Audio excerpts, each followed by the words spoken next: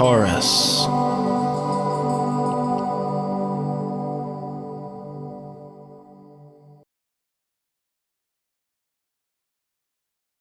Hello Taurus, Happy New Year. This is your January forecast for 2017. And listen, not only are you starting off this new year with fantastic dreams, hopes, and visions for what this year can bring you, but there's also the dynamics behind it, pushing for, moving you forward, preparing for what is to come. January this month is all about how you're going to be setting things up for spreading your wings so that you could fly off with that vision. And I'm already preparing those February scopes for you, and just you wait to hear what that's going to be all about. But back to this Mars-Neptune. For you, the conjunction is in the 11th house. That is hopes and dreams. That is how you work and network with social groups, organizations, friends. There might be new friends coming in. In that case, whoever you meet now, they may be coming from a level where they resonate very spiritually or also artistically. That's what Neptune is. And you yourself too, Taurus, will feel this flood of inspirational creativity that you might just want to express one way or the other, so don't hold back. Now it is also rather romantic. Neptune is romantic. They're both in the sign of Pisces, and they are major romantics of the zodiac. So you might just come to see that you're starting off the year in this area, just finding new love if you are single. And if you are in a relationship, well, dreams may come true here for you on the 1st. But we have now, the main focus of your chart is always where the sun is. That's you, and that's the area where you focus on and what you're trying to achieve this month. So January here, for you, the sun is in the 9th house, which has to do with higher understanding, has to do with travel, working with or being involved with foreign people and places. Now, it also has to do with visas, green cards, or if you have a lawsuit pending, or needing or wishing to get something published, this is the area, this is the time to go for it. Mercury will help you, actually, having given you a little extended time in this area, because Mercury is retrograde and will be to January 8th.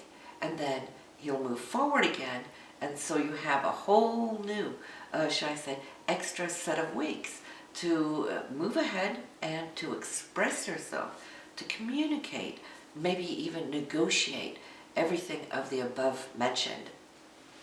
Since Pluto is in this area, both the Sun and Mercury will be meeting up with Pluto, which will always transform whatever comes in touch with it. So you can expect throughout this month that you will have a green light for those things that you've been working so hard for several months. Venus is in your career house as January starts off, Venus being your ruler. So I can see here how December was really a Kickstarter, stepping it up, trying to expand, embrace, bring forward those things that are important within the career before the year's end. You will have time to kind of wrap up all those loose ends before Venus moves out of here on January 4th. But then she will go into your 11th house and join up with Mars and Neptune. So more time for friends, catching up with them, also spreading your wings, within social media or groups, new friends could also come into the picture. But we're talking so much about creative visualization. That is that Mars-Neptune, but Venus-Neptune too. Are you kidding me? You are so full of artistic energy, Taurus, most of you anyway, either whether it's with shapes and forms and colors or music, you name it, you have it. It could be crafts, it could be singing. Nobody has more of a beautiful voice than the Taurians because you own this area right here. You're the ruler of the neck and the throat. So you might just find yourself on some level expressing your creativity. You'll love it here in January. So let's talk a little bit about the full moon, which is January 12th. For you here, it will be in the 3rd house of communication, Taurus. So that means that it could be a great time to take a little road trip, to be out and about, or also to interact with, catch up with siblings, which this area also rules. And should you now be needing to, say, give a presentation or a talk, well, the spotlight, the full moon spotlight is right on you, meaning that you will succeed in any area right now that has to do with communication this month. So circle the 12, knowing that Mercury's out of its retrograde, you're good to go, so you can embrace it. The new moon, on the other hand, is 0 degrees in Aquarius, and this takes place for you on January 27th in your career house. Placing your intentions in the area of your career for what you'd like to obtain, not just here January, but for the full year until the new moon comes back in this area in 2018. So if you're wanting new beginnings, think about it. What is it you want? What do you desire, Taurus? Those things are what you want to place in this area this month. But then we have, Mars moving into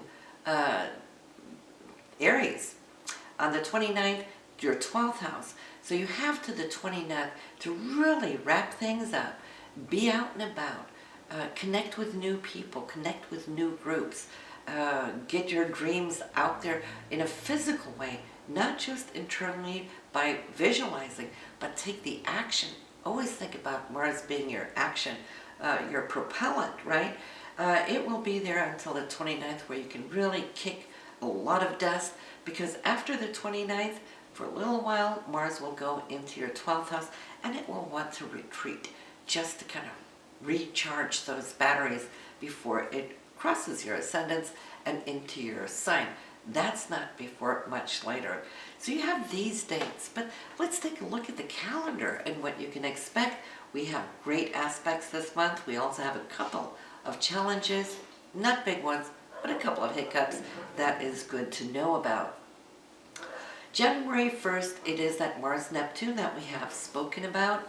On the 3rd, though, communication about love-related matters, or also money matters, comes into the picture. This is between Mercury and Venus. So for you, you're very strong, very focused on the things that are important to you.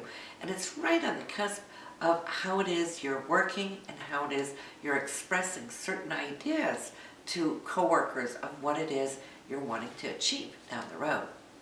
On the 7th, we have the pivotal point of transformation. This takes place once a year, Taurus, when the Sun meets up with Pluto. For you, that is in your 9th house. For higher understanding, higher education, long-distance travel, visas, all of those things that have to do with publications and so forth, justice, and if you have a need to really cut through, circle the 7th on your calendar, because this is when you're at the most powerful point of the year. However, on the 10th, there might be some unexpected news coming in. For you, Uranus is in the 12th house, so you might feel it's coming from a corner, an angle that you hadn't expected, but you're moving right along, because I see how you kick into action and feeling very powerfully strong and convinced which direction to go with the news that you just heard. You're not procrastinating or sitting tight on this one. I just see you taking a leap, not just of faith, but a leap of determination. Mars and Pluto, when they get together, they can move mountains. So whatever it is you're hearing on the 10th, I feel already on the 11th, you're making sure that you're getting it straight. On the 12th, though, circle in on your calendar the date night, the beautiful date night of the year, actually. Not that we don't have other date nights, but Venus will only meet up with Neptune like she does on the 12th once a year, and that's the conjunction. So on New Year's Eve, you had Mars conjunct Neptune. That was probably passionate in a dreamy way. Here we have the romantic side, pretty much the same type of energy coming in. Neptune is that higher octave of Venus, so when the two of them come together, it's music. On the 19th though, here we go. I mentioned there might be a couple of challenges throughout the month. They're not going to be long lasting nor lingering, but still, it's going to ask you to make a choice. This has to do with direction. It's Mars. It's your need to act upon something of karmic nature. Mars is squaring up on Saturn. Saturn always wants to secure you, but you need to take a certain action to get something right in your life, whether it has to do with a relationship or any kind of interaction. And whenever in doubt, I always like to say this, and I've told you before too, don't act, wait, right? Because if you knew, you would be convinced, you would be filled with that sense of conviction, and if you're not, well, it's just because you haven't got all the details. But already, here on the 20th, the day after, that conviction will kick in when Venus and Pluto are sextile, and then you'll know which way to go. We have a second one of these coming up here in the following week. I'll get to that in just a minute. But on the 23rd, I see a conversation that is inspiring, for one, spiritual, creative, perhaps, too. This is Mercury and Neptune when they meet. There's just this gentle energy that's being, I'd like to say, birthed in a sharing with somebody special, and I feel there's such a link here that resonates with your heart, so you'll love the 23rd, very nice day. But it's the 27th where that next little hiccup is coming up, and just like Mars squared off on Saturn on the 19th, on the 27th, Venus is going to do the very exact same thing. So either it still connects to that situation from the 19th, or it could be a second situation, but similar, because again, it's Saturn trying to look out for you, to secure you. So he's kind of putting the brakes on, stopping you up a little bit, asking you, what do you want? Are you sure you want this? If you're not sure, don't go with it. If you want it, then Saturn says go for it. So it's more like just a little day break before you say yay or nay, just to listen to your inner self. Then I feel on the 29th, so it's only like a day or two, that Mercury, which is communication, will get and derive its answer from Pluto. And there's that feeling of conviction that's just like an iron rod going straight through you. So on the 29th, you're good to move ahead on that. So we can see whatever it is for you. I feel a lot of this really does have to do with perhaps shared resources, money, maybe commissions.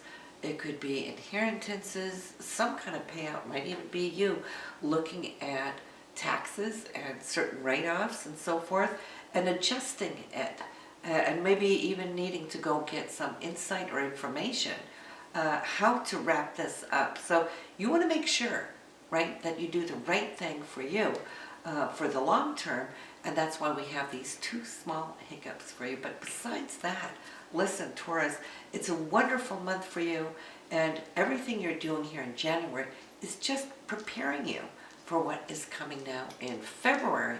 So I wish you the very best. Listen to your moon and your rising sign, and I will see you next month. Bye now.